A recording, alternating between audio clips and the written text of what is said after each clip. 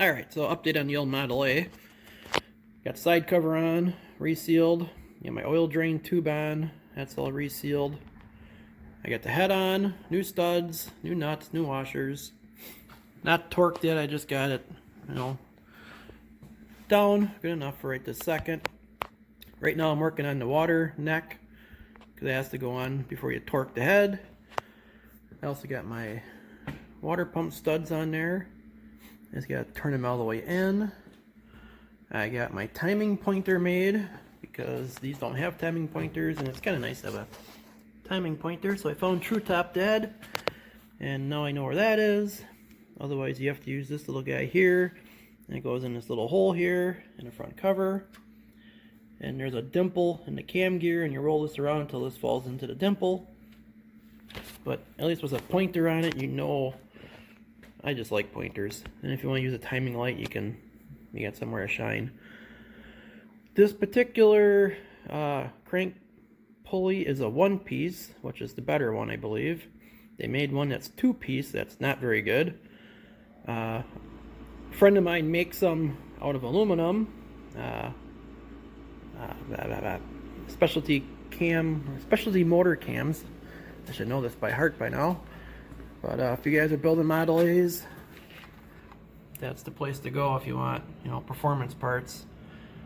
Talk to Tony or whoever he's got in the office up there. But I got my I think mine's a 340 cam in my Model A.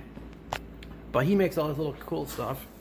But he makes an aluminum pulley that's got degrees on it for, timing. Probably should put that on this, but we're not going to do that. So what do I got going on right this second is I need a gasket for this water neck.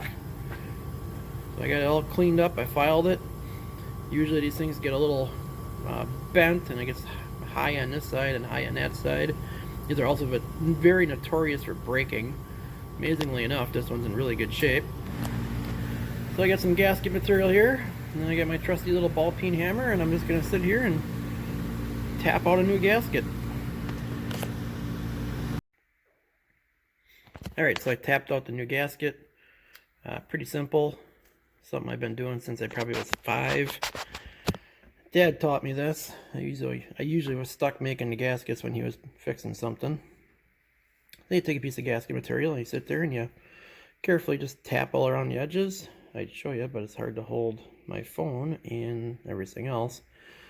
But you just kind of tap real lightly all around, and it cuts it, and boop, got a gasket. Simple. Yeah, I could have traced it and used a scissors or razor blade and cut it all out, which I do that too. And I got the little tool that makes the holes. Got that, but sometimes it's just fun doing it the old-fashioned way when you're working on this old junk. So, there's the piece of gasket. Time to get this on there, so I can torque the head down. Alright, head's on, torqued. As you can see, that water neck has to go on there because it's part of the head for torquing it down. Torque spec on this is 55 foot-pounds, so being it's a fly head and I don't want to crack nothing, even though it's a brand new head. That's a Schneider high compression head, or Snyder, however you want to say it. So I started at 20, did them all, in their sequence, and 20 or 30, and I did 40 and 50 and 55. And the biggest thing in these fly heads here that I've noticed, especially on my engine and a couple other people's engines I've done, you gotta retorque this. And you have to retorque it probably, like on mine, probably 6-7 times. Go for a ride, get it hot, let it sit, get nice and cold, torque it. After about the 5th time, it seemed like it finally took a set. And I checked it, periodically last summer. Doesn't move. It's all nice and tight. So one friend of mine, he did this, and he didn't retorque it, and lo and behold, blew the head gasket out. So I told him, you gotta torque it. I don't care if you gotta get an I-beam torque wrench and stick it in your car, and once you're gonna get ready to leave the show or something, torque the head real quick. Doesn't take but 10 seconds. So that's done.